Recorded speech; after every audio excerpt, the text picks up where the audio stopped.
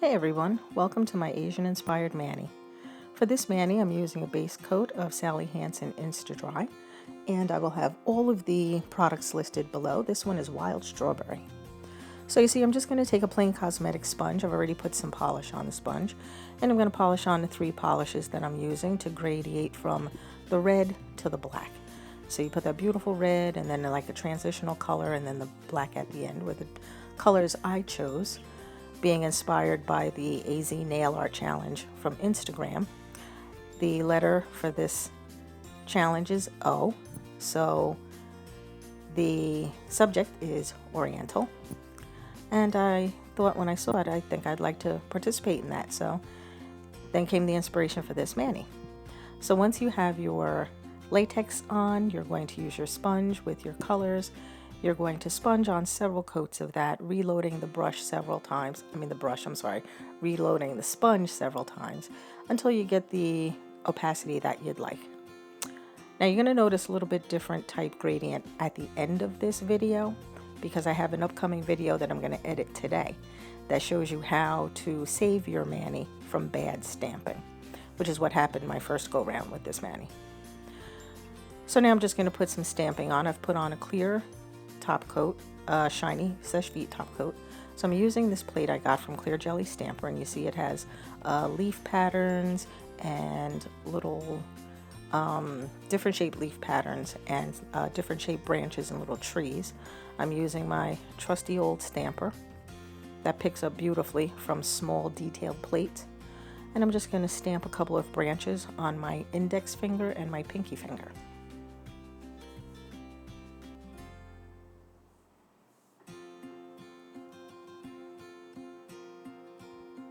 I'm just going to pick up again. Now this stamper has been with me for a long time. I had to cut it down because it's not really that clear, so I had trouble judging the distance to my finger, and I would mess up some of my stamping because of it. So I just had my husband cut it in half. I think I told you this before.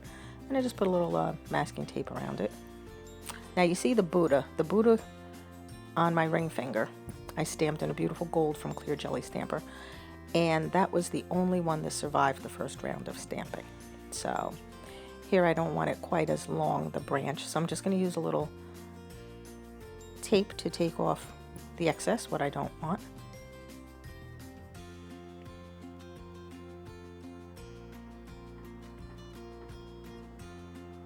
Now this plate I got from Bundle Monster, and you'll see that I'm going to polish some of the gold and stamp a beautiful gold dragon onto my middle finger.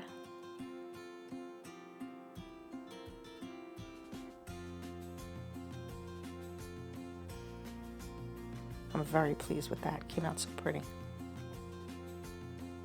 So there we have the Buddha and the dragon. I'm trying to get my fingers to turn around. It's an awkward position for them. I'm not as flexible as I used to be. And now I'm just going to put a dragon face stamp on my thumb. This is a nice big stamp. It's a big image, and it has a lot of detail in it. It's really pretty. I think it looks beautiful with the red and black. I like it. Beautiful. Now you clean up between your stamping with your cleanup tool and a little cotton and some acetone or nail polish remover. So now what I'm going to do is just put some blossoms on my branches. For the cherry blossoms, I'm going to use a small dotting tool, and I did speed this up a bit. I'm not quite that shaky. And I put four little dots to make one flower.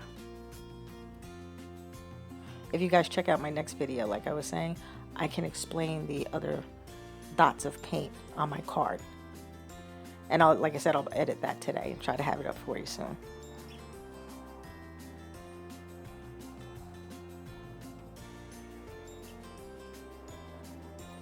Just place these randomly along the branch. The hardest part, I think, sometimes with this is showing restraint to put just enough, but not too many. There's not really a set number, but I know from old design shows I used to watch, they always say an odd number is visually more pleasing than an even number. So I did not count them, but that's just a little something I threw in for free. Now, if you guys don't have a dotting tool, you can certainly use an old pen that has dried out. You can use a toothpick. There are several videos on YouTube that show you how to make your own dotting tools or your own nail art tools at home. You can just search that and you will find tons of them on there. Now I'm just using a smaller dotting tool and I'm just putting some pretty pink centers in the middle of those flowers. And once you have everything done and you're satisfied with the look, you're going to put on another shiny top coat. I wish I had top coated this in a matte for you as well, because I'm sure it would look beautiful. And that's it. This is my submission for my AZ Nail Art Challenge, my first one. I love it. I think it came out beautifully. You can check them out on Instagram at AZ Nail Art Challenge. You can check me out on Instagram as well. All my information is in the description box below, as well as the products that I use for this mani. I hope you guys really enjoyed it. At the end will be the collab picture. And I hope you check us out and subscribe, and thank you for watching.